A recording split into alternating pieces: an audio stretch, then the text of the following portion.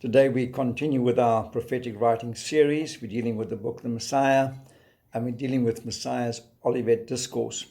What we've done in our chapter on the Olivet Discourse, we take all the passages from each of the Synoptic Gospels and we place them together, and we discuss each group of events.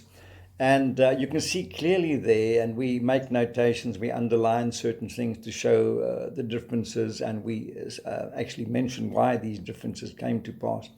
Shall we provide a fairly in-depth overview of the Olivet Discourse? And we see that this Olivet Discourse started. There was an event in the temple. The Messiah was there with the disciples, and they came out of the temple, and some of the disciples were saying how wonderful the buildings were. And Messiah then in Mark 13, 1-4, went on to tell them that not one stone would be left upon another of this temple. And then they crossed the brook and they went across to the Mount of Olives. And as he took his seat there, some of the disciples came up to question him. It's in Matthew 24 from verse 3. And as he was sitting on the Mount of Olives, the disciples came to him privately saying, "Tell us, when will these things happen? And what will be the sign of your coming and of the end of the age?" So they basically asked Messiah three questions. You'd just spoken about the destruction of the temple. So the first question was, when will these things happen? When will the temple be destroyed, in other words? The second point is, when is the end of the age? And when will the Lord return? And we see that in this discourse, Messiah actually speaks of these, gives answers to these three particular questions. And so we see that the first question, when is the end of the age, was given by Messiah. And he said the signs were that there will be false Christs, wars, rumors of wars, nation against nation, kingdom against kingdom, earthquakes in various places, famines, etc. And what the Lord was basically saying, that life will continue as it has always been. There were always wars, there were always rumors of wars, nations against nation. And all of these things take place as a matter of course, like the earthquakes and famines that happen all over the world. And so he says life will go on, and that will occur before the end of the age.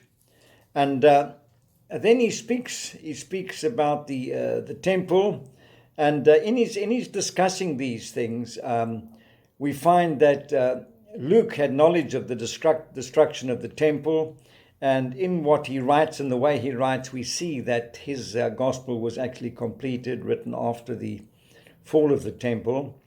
And we see in Luke 21:12 that he says, "But before all things," he makes that statement. So he's saying there's a split now between the end of the age and the other things that are going to take place. And then he adds a couple of comments into Luke 21, showing that he had knowledge of the fall of Jerusalem. And in verse 20 he says, "But when you see Jerusalem surrounded by armies, then recognize that her desolation is near." And verse 22, "Because these are days of vengeance, so that all things written will be fulfilled."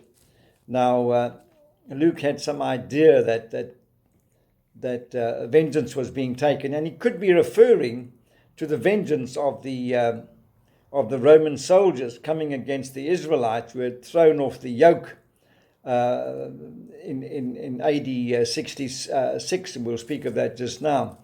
And goes on to say in verse 24, "And will be led captive into all the nations, and Jerusalem will be trampled underfoot by the Gentiles until the times of the Gentiles are fulfilled." So we see that Luke was aware that Jerusalem had fallen. And we know from Josephus, that writes extensively about the First Roman War against the Jews, that many of the Israelites were taken captive into the nations. We see also that Luke removed the abomination of desolation and the great tribulation cliches from his account, knowing that those events did not take place with the return of the Lord. So we see that him removing that shows that he didn't believe it fitted in there, and it wasn't spoken by Messiah. And also we see that the expectation of the Jerusalem church And we see this clearly, that they expected the end of the age, the destruction of the temple and the return of Messiah at the same event. And they speak of this earlier on in the various Gospels, Matthew, Mark, and Luke. And they speak of the Lord returning with the angels in their lifetime. And Messiah would never have spoken of that. And we see that those were cliches that they actually placed into the text. And we show with the book Jewish Apocalypticism that the Jewish apocalypticism was birthed out of national imperatives, and that in certain events the documents had issues like Ezekiel, edited by the School of the Prophets, second Ezekiel connected to first Ezekiel, and that's the book that we have now. And we show the issues related to that. We show that in Daniel, that the second writer wrote of the apocalyptic elements during the time of Antiochus Epiphanes, and that's shown clearly, and that they were anticipating the fourth beast, that's the Seleucid kingdom under Antiochus Epiphanes, being destroyed, but it never happened. And so they pushed all these events, which was the custom with Jewish apocalypticism, and eventually these events were all written and they found their place in the book of Revelation. And we show how the book of Revelation has got its own issues. So the early church had this impression that the Lord was going to return in their lifetime, and that the temple will be destroyed, and of course the end of the age will take place. And with that, they coupled it with their apocalyptic cliches, which we show weren't spoken by Messiah, but was placed there by the early church, and that Luke removed two of these, knowing that they did not take place. We show that all of those apocalyptic cliches have got issues, and we speak about in the book, and we show where they came from and why they're not of God and why they're not prophetic. And it was basically birthed out of nationalistic imperatives. And then Messiah speaks of the destruction of the temple, and he states that the destruction of the temple will occur in their generation. In other words, the generation of those people living at the time of giving his Olivet Discourse. And we see that he mentions, and he says, when the fig tree buds, recognize that it's right at the door. It's going to happen very soon. And the gospel writers put there, they said that he is right at the door, but they did that thinking the Lord was going to return, but they made a mistake by doing that, because it's actually the event is right at the door. And we see that was the sign of the destruction of the temple.